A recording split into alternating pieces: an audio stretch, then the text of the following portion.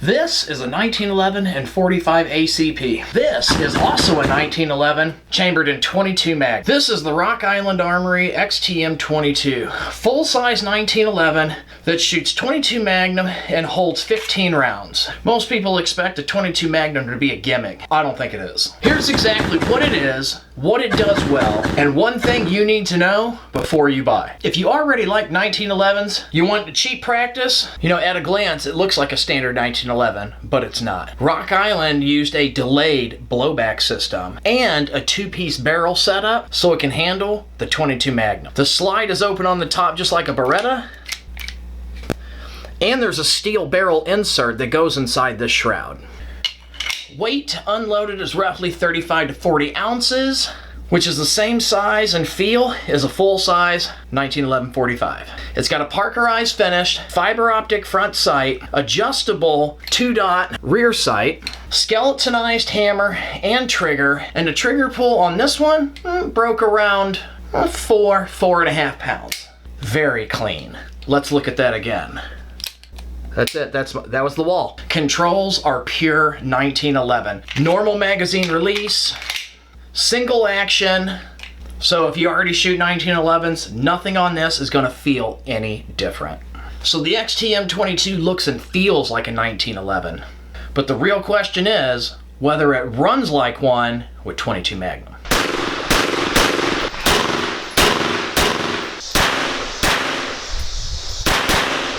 Range time, this is a soft shooter. Recoil, closer to a 22 long rifle. Much softer than your normal 45 centerfire. Makes it incredibly easy to stay on target.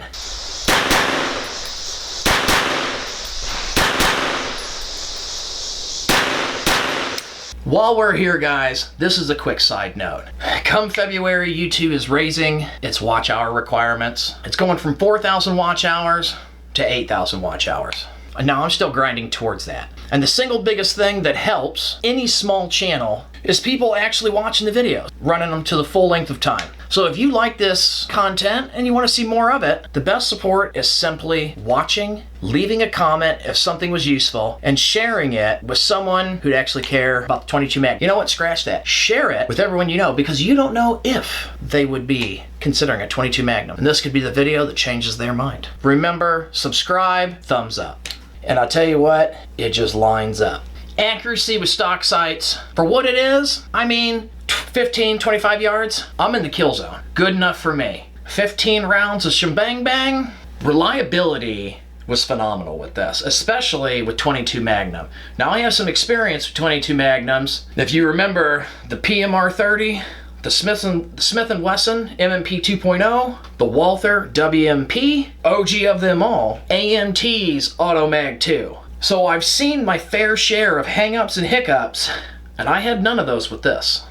So one thing Rock Island does recommend with this particular pistol is about every 100 so rounds, make sure you give it a good cleaning, especially inside the chamber. You can get a lot of unburnt powder that could potentially cause a failure. Now I ran probably close to 300 rounds through it. I had no issues.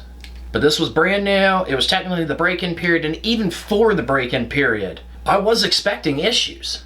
Like you would with any pistol, you know, especially this one's not breaking the bank. It's not literally costing me a mortgage, but it ran, and it ran well. This is like the Usain Bolt 22 Magnums. If Usain Bolt ate a steak and was made out of steel. One small quirk, and it's weird. You're not gonna like it. No last round bolt lock open. I know it. That one's a bummer. It does kind of make things a little bit difficult. You go to shoot, click, click, click. But here's the nice thing.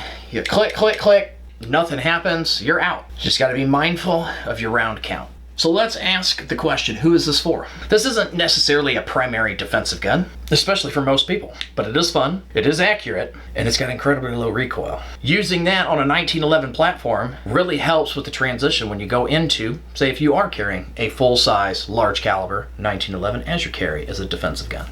So for the XTM22, it makes a lot of sense. On top of it, it's not breaking the bank on ammo either. You can shoot this all day, probably for the entire week, and still spend less than you would on a 45 or 9mm. Here's the bottom line, guys. This is it, all right? The Rock Island XTM22 is a solid build.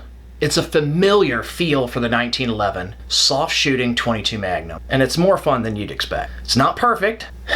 That lack of that last round open, sometimes sticky mags, they can kind of make a hindrance, but those will work themselves out. And the last round mag, come on, not everything can be perfect, but this was damn near close to it. But for the money and the concept, it's definitely worth a hard look if you're interested. If you've shot one of these or you're used to shooting 22 Magnums, go ahead and drop your experience in the comments. I want to hear how yours is run. The next video, I'll dig into the top 5 22 Magnums ranked worst to best, and which one that I would carry if I was going to carry this as a defensive gun. Thanks for watching all the way through. I'll see you in the next one.